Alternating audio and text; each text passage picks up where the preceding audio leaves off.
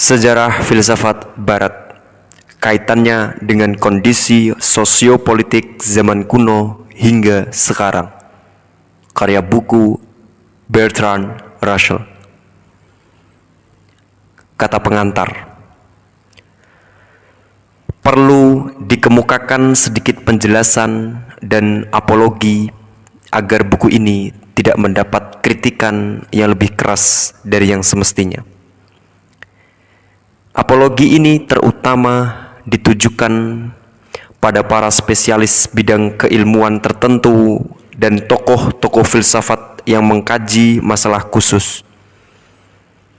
Barangkali kecuali Leibniz, pembahasan pada setiap filosof mungkin akan lebih jelas jika dilakukan oleh penulis-penulis lain daripada saya.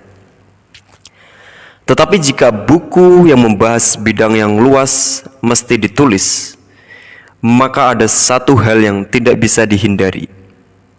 Karena kita adalah manusia yang tidak mungkin hidup selamanya, yaitu mereka yang menulis buku-buku tersebut hanya bisa menyediakan waktu yang lebih sedikit atau pembahasan yang lebih singkat dibandingkan dengan pengarang lain yang datang konsentrasikan pada satu pemikiran atau babakan sejarah yang singkat.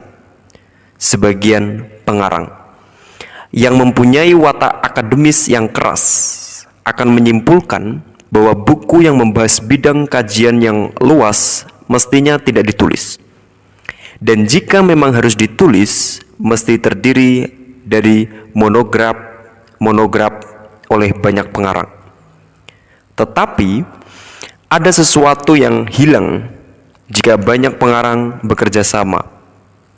Jika kita mengakui adanya kesatuan dalam gerakan sejarah, adanya hubungan erat antara apa yang terjadi sebelumnya dan apa yang terjadi sesudahnya, maka perlulah bahwa periode-periode sebelumnya dan yang berikutnya disintesakan ke dalam satu pikiran. Seorang ahli Rousseau mungkin akan sulit untuk menghubungkan pemikirannya dengan Sparta, Plato, dan Plutarch. Ahli sejarah Sparta mungkin tidak mempunyai pengetahuan tentang Hobbes, Fichte, dan Lenin. Tujuan buku ini adalah menjelaskan hubungan tersebut, dan tujuan ini hanya bisa dicapai jika dilakukan penelitian dengan bidang kajian yang luas. Memang ada banyak buku sejarah filsafat, tetapi sepanjang pengetahuan saya, belum ada yang memenuhi tujuan yang saya kemukakan di atas. Filosof adalah akibat dan sekaligus sebab. Akibat dari lingkungan sosial mereka dan dari politik serta institusi zaman mereka. Sebab jika mereka beruntung dari kepercayaan-kepercayaan yang membentuk politik dan lembaga-lembaga era sesudahnya. Dalam sebagian besar buku sejarah filsafat, masing-masing filosof ditampilkan sebagai pribadi yang terasing. Pendapat-pendapatnya dikemukakan secara terpisah dan tidak berhubungan kecuali paling banter dengan filosof-filosof sebelumnya. Sebaliknya, saya mencoba menghadirkan setiap filosof dengan data-data yang sevalid mungkin sebagai hasil dari mileunya seorang tokoh yang di dalam dirinya pemikiran dan perasaan terkristalisasikan dan terbentuk yang meskipun bagi kita nampak janggal dan tidak utuh, ternyata cukup berpengaruh dalam masyarakat di mana ia menjadi bagiannya. Karenanya, saya merasa perlu memasukkan beberapa bab khusus mengenai sejarah sosial murni.